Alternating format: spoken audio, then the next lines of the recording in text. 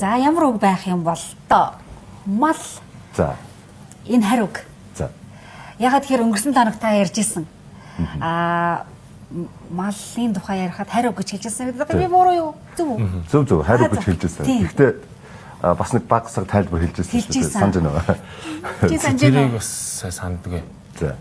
Тэгэхээр одоо бол энэ үгийг бол монголчууд бол харь үг гэж хэлэхэд бол жоохон одоо эсэргүүцэх ч юм уу. Эсвэл бол гайхах ч юм уу тиймэрхүү зүйлүүд их гарах байх л да. Жишээлбэл түүхэн одоо энэ бүх хэлний үгийн санд орсон одоо монгол хэлний судалгааны хувьд л да тийм монгол хэлний судалгааны хувьд ингээд энэ монгол хэлэнд орсон энэ харь бусад хэлний үгсийг бол ер нь 3 хувааж ангилж болж байгаа. Тэгэхээр эрт үед орсон, дунд үед орсон, орчин үед орсон гэж ангилж болж байгаа. Тэгэхээр эрт үедээ бол тэр нөгөө болон дунд үед бол монголчуудын үед бол нөгөө тийм хамтран одоо нэг тугийн дор амьдарч байсан улс үндэстэн ч юм уу эсвэл бол одоо хөрс зэрэгэлдээ байсан улс үндэстний нөлөөллүүд эсвэл бидний бас өөрсдийнх нь нөлөөллүүд ч юм уу те тэрнээс болоод ингээд жишээлбэл согд уугур хэлний үг монгол хэлэнд байдаг ч юм уу за эсвэл хятад хэлний үг монгол хэлэнд байдаг ч юм уу за эсвэл бол түрк хэлний үг монгол хэлэнд байдаг ч юм уу те за ингээд манж тунгус хэлний үг монгол хэлэнд байдаг ч юм уу төвд санскрит хэлний үг монгол хэлэнд байдаг ч юм уу бидний монгол хүмүүсийн ихэнх хүмүүний нэр бол төвд гаралтай нэр байгаа шүү дээ тийм зарим үгнүүд нь бол санскрит үг нэрсэж байж байна. Тэгэхээр энэ үг нь бол түрк гаралтай үг байна л да. Тэгэхээр энэ үгийг бол харахад бол энэ эртний монгол хэлний үед бол дэмийлнийг харагдах. Дунд үеийн монгол хэлний үед бол нэг монгол хэлний дурсгалууд дээр бол байхгүй. Гэхдээ энэ монгол хэлийг авиалн тэмдэглэсэн араб бүсгээр тэмдэглэсэн одоо тийм дурсгалууд дээр бол ажиглагддаг л да. Одоо ерөнхийдөө бол зөвхөн 13-аас 15 дугаар зууны үед бол монголчууд бол энэ исламын шин ертөнцид бол одоо ил хаантай улс эдэргээ тэр ертөнцид бол нэг 8-9 тойл монгол хэлээр гарсан байт. Тийм монгол хэлийг тэмдэглэсэн. Гэхдээ одоо бид нар ингэ ярьж байгаа шиг ярианы хэлийг араб бүсгээр тэмдэглэсэн ч юм уу, перс бүсгээр тэмдэглэсэн ч юм уу. Тэгэхээр нөгөө араб хэл мэддэг хүмүүс нь гол зорилго нь тэр үеийн дунд үеийн монголчуудын хүчрхэг байж байгаа үед бол тэр үг нь юу байсан бэ гэхээр илүү их юу гэсэн үг. Нөгөөх монгол хэллийг сурах нь дэлхийн өнөөгийн англи хэл шиг гэсэн үг байхгүй да. Монгол хэллийг сурах шаардлагатай байсан учраас тийм толинууд гарч ирсэн гэсэн. Тэгэхээр энэ үг нь хөрөнгө гэсэн утгатай. За яг тэр одоо түрк хэлэндээ бол хөрөнгө тэгээд үл хөдлөх хөрөнгө гэсэн утгатай байгаа даа. Тэгээд малчууд хүний хөрөнгө штэ ер нь бол тийм. Тэнгүүд монголчуудын хувьд болохоор энэ нь явж хөрөнгө болж байгаа. Тэгээд энэ ганцхан монгол хэлэнд орсон ч биш. Ер нь бол перс хэлэнд ч гэсэн дуудлагаараа маал гэдээ орсон. Тэгээд энэ нь бол бас л энэ эд бараа гэсэн утгыг илэрхийлж байгаа. Уугур хэлэн дээрээ бас л энэ хөрөнгө гэсэн утгаар ч юм уу тэднийд ингээ ороод явцсан. Тэнгүүд мөн энэ дээр бас нэг жишээнүүд сонирхолтой жишээнүүд ярьж болно. Би яг малдаар жоох илүү ярьж. Яг тэгэхээр энэ монгол хэлний яг уугуул нөгөө юу учраас те үгийн санд орсон. Дээрээс нь монголчуудын соёлын хамгийн гол чухал зүйл болсон учраас. Тэгвэл малчин бол монголчуудын болоод яг хөрөнгө байгаа шүү дээ. Энэ ч бол яг монгол хэлний өнөөгийн монгол хэлний тайлбар дээр үзэх юм бол энэ удаан хугацаанд бол гаршуулж авсан тэжээмэр амжтыг муу мал адгуус гэж нэрлэдэг. Эдрийг бол мал гэж нэрлэдэг. Тэгвэл энэ иймэрхүү сонирхолтой жишээлүүд манай монгол өөр угсаатанд байна л да. Жишээлбэл хорчинчуудад байна л да. Орчинчуудад бол мал гэдэг үг нь бол өнөөдөр одоо юуг хэлж ийнө вэхээр үхэр гэдэг үг нь бол малыг илэрхийлж байгаа. Оо хорчин. Яг тэгэхээр хорчинчуудын гол хөрөнгө нь үхэр. Яг тэгэхээр тэр чинь бид нар бол нүүдлийн соёл. Хорчинд бол илүү их тариалах соён буюу соёлын нөлөө их орсон учраас тэд нар бол тариалан соёл ихтэй. Тэгвэл тэдний гол хөрөнгө нь бол үхэр болчихж байгаа. Тэгэхээр үхэр нь бол малыг илэрхийлж байгаа.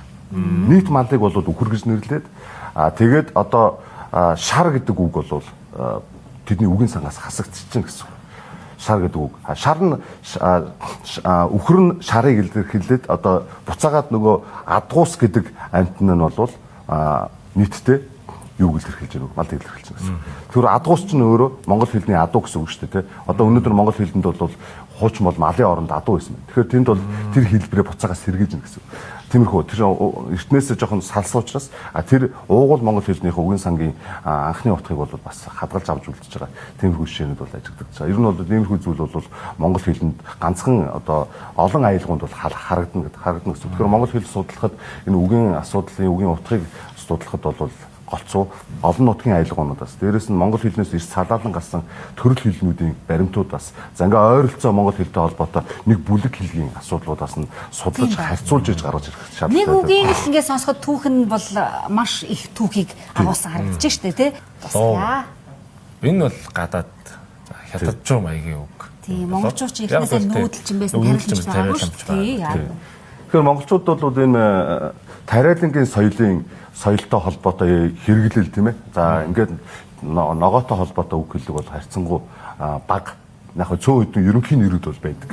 Гэхдээ ингээд нарийнсан нэрүүд бол байхгүй. Жишээлбэл мангас одоо энэ луун тийм ээ. Луун бол одоо ингээд юу болж байна. За энэ дээр ингээд жишээлбэл баахан байцаа гэж болж байна. Тийм байцаа гэж болж. Байцаа гэсэн чинь зүгээр хятадны орчуулгаар цагаан ногоо тийм ээ. Цайн ногоо гэсэн утгатай. Тэнгүүд байцаа юу цай. Юу цай нь бол одоо тостой ногоо гэсэн утгатай. Тэгээ юу цайгийн яг тэр навчи ингээд шүлэнд хийхээр тос гараад байдаг тийм. Шанцаа гэвэл яг орчуулгаар бол үнэртэй ногоо тийм. Үнэртэй тийм ногоо тийм. Гэх мэтлэн буу цай ч юм уу те гэх мэт ингээ баахан цайнууд таваад байж тийм үү те гэх мэт ингээд монгол хэлэнд бол ийм юунтай холбоотой хоол хүнстэй бас холбоотой үгс ч юм уу те цөөвөн гэдэг бол одоо чавбин гэсэн утгатай үг те тэр нь болохоор шарсан одоо гурил хуурсан гурил гэсэн утгатай үг те хууцаа гэсэн бол холимог цай нөгөө цай явж штэ саяны байцааны цай явж ногоо гэдэг цай явж байгаа байхгүй хууцаа гэдэг хоол байдаг штэ тэр чинь холсон ногоо гэсэн утгатай байхгүй гэх мэт тэгээ шууд ингээд монгол хэлэнд аваад ингээд хэрэгэлсэн ч юм уу те тэгээ бид нар шийдвэл хужаа гэдэг үгийг одоо бид нар чинь одоо өнөөдөр бол нийгэмд бол тийм жигшиг маягаар тийм жоохон муухай хэлдэг маяг. Гэтэл энэ чинь бол яг олон судлаач янз бүрээр тайлбарласан л да тийм. Жишээлбэл цагаач хүнийг хой чаав гэж хэлдэг тийм. Эсвэл бол цагаач хүмүүсээ. Эсвэл бол энэ гэрте хайр гэдэг нэг дөнгөж хятад хэлсэж хуйжаа айдар гэж хэлдэг. Гэтэл энэ нь болохоор хятад хэлний яг нөгөө худалдаачин хүн өөрийнх нь доор ажилладаг дотны ихтгэлтэй худалдаачин хүнийг хуйчи гэж дууддаг, хойжи гэж дууддаг байхгүй. Тэгэхээр тэр үг нь болоод өөрөө яаж ийнө гэхээр монгол хүмүүс бол юу гэж тэр хүнийг чи гэрте хайр гэж шээжлэх үвдэ тийм үстэй. Чи эсвэл цагаач хүн гэж шээжлэхгүй гэсэн. Тэгэхээр тэр үг нь бол нэг хятад хүн нэгээ дуудаж байгаа дуудлагыг харчаад би ингэж дуудаж болох юм бэ нөхрийг гэж бодоод тэгэж дуудаад тэгээ тэр нь бол нөгөө хуучин одоо манжин үед пүүс мүс гэл янз бүрийн юмуд хятадын пүүс мүсүүдээс тэрнээс холбоотой үүсэж ажиллаж одоо гарч иж гэсэн үг одоо байцааг бол түрүүн бас тайлбарлалцсан тий. Гэтэ энэ ингэж бичих нь зөв үү? Энэ маш хүмүүс эргэлздэг штэ тий. Тий одоо яг хүмүүс бол янз бүрээр хэлж байгаа л да. Нэгэнт одоо дуудлагын үед бол жигдэрсэн байцаа гэдгээр нь бичих юм уу гэж.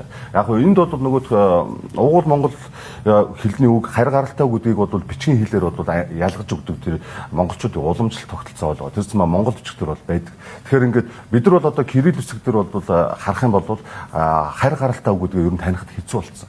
Монгол бичгээр бол угаасаа нөгөө гадаад үгийг тэмдэглэдэг үсгтэй учраас энэ үгнүүдийг бол гадаад үг гэдгийг нэгдүгээрт таниулж өгдөг учраас сурж байгаа хүүхэд бол энэ бол гадаад үг юм байна гэдгийг бол шууд үсгээс нь хараад таньчихдаг гэсэн. Тэгэхээр бид нар бол энийг энэ нөгөө хуйцаа байцаа юу цаа гэдэг бусдын цайгаар бичээд энийг ганцхан аагаар бичээд ахаар бас сонирхолтой биш байж юм. Яг хэл бол өөрөө байнгын хувьсаж өөрчлөгдөж идэг учраас аль нэг хувьслыг бол шингээх гэж. Магадгүй энэ уртгалтай монгол хэлэнд бол хоёр аа байгаа учраас энэ дээр асуудал гаргаад байгаа. Тэрний сүүлийнх нь аа нь болохоор уртгалтай дуудахтахаас өөр аргагүй хэлний зүй тахлаараа. Тийм учраас тэр дуудлагаараа бичүүлэх сонирхол байгаа гэсэн үг.